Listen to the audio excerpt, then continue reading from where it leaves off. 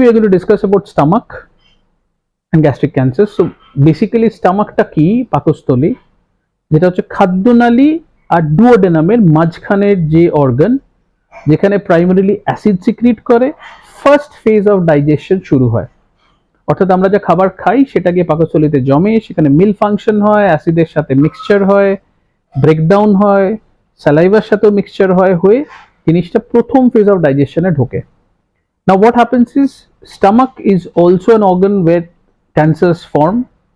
অনেক বেশি কমন হচ্ছে জাপানে, বাট আমাদের দেশেও কিন্তু যথেষ্ট রকমের কেসেস পাওয়া যায়। যত দিন যাচ্ছে ক্যান্সার যেরকম বাড়ছে বা ডায়াগনোসিস বাড়ছে, স্টমাক ক্যান্সারও কিন্তু ভালো রকমই পাওয়া যাচ্ছে। এটা দু রকমের প্রাইমারি ক্যান্সার হতে পারে। একটা হতে পারে প্রক্সিমাল গ্যাস্ট্রিক অর্থাৎ খাদ্য নালীর দিকে, একটা হতে পারে বডি বা ডিস্টাল গ্যাস্ট্রিক যেটা অ্যান্ট্রোপাইলোডিক রিজিয়নের দিকে। টিপিক্যাল সিমটম কি হয়? একটা হতে পারে নন স্পেসিফিক সিমটম, ওজন কমছে, খিদে কমছে, loss of weight, loss of appetite. আর স্পেসিফিক সিমটমস কি হতে পারে? পেটে ডিসকমফর্ট, বমি হচ্ছে যদি গ্যাস্ট্রিক আউটলেট অবস্ট্রাকশন থাকে, যে টিউমারটা অবস্ট্রাক্ট করছে খাদ্যনালীটাকে। যদি প্রক্সিমাল স্টামাকে হয়, মানে খাদ্য নালীর দিকে ওপরে, তাহলে খেলো, গিললো, কিন্তু খাবারটা গিয়ে কোথাও আটকাচ্ছে গিয়ে। So it is an obstruction giving rise to dysphagia. হতে পারে একটা বড় লাম্প হয়ে গেছে যেটার জন্য একটা সোয়েলিং হাতে পাওয়া যাচ্ছে।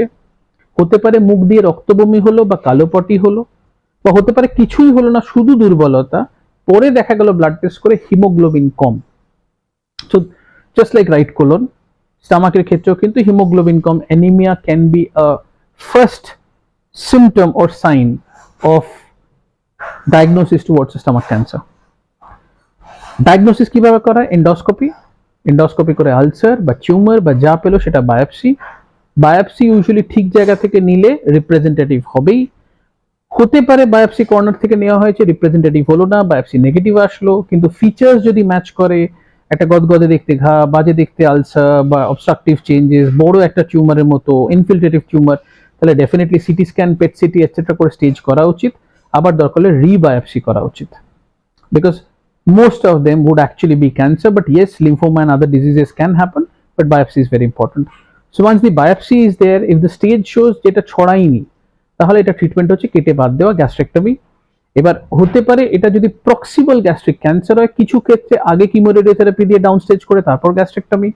কিছু হতে পারে chemoradiotherapy as neoadjuvant, then surgery, then adjuvant therapy. But mostly by and large cancer of স্টমাকের ট্রিটমেন্ট হচ্ছে ওটাকে কেটে বাদ দেওয়া। সেটা পার্ট অফ দ্য স্টমাক হতে পারে, যেটা ফুল স্টমাক হতে পারে। যদি ফুল স্টমাক হয়, সেখানে গিয়ে আবার খাদ্যনালীটাকে ইসোফেগাসের সাথে জুড়ে দেওয়া ডিরেক্টলি, বা একটা পাউচ করে, যাতে একটা স্টমাকের মতো কিছুটা ক্যাপাসিটি হতে পারে।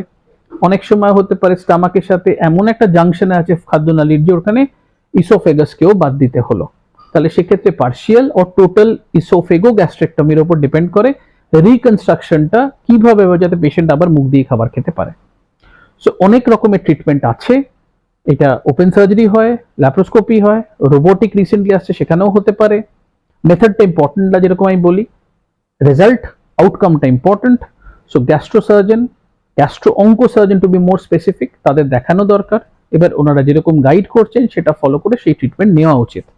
সো ফ্র্যাঙ্কলি স্পিকিং, ক্যান্সার শব্দটা শুনলেই ভয় লাগে, ট্রু, বাট এখন সায়েন্স, পৃথিবী অনেক এগিয়ে যাচ্ছে।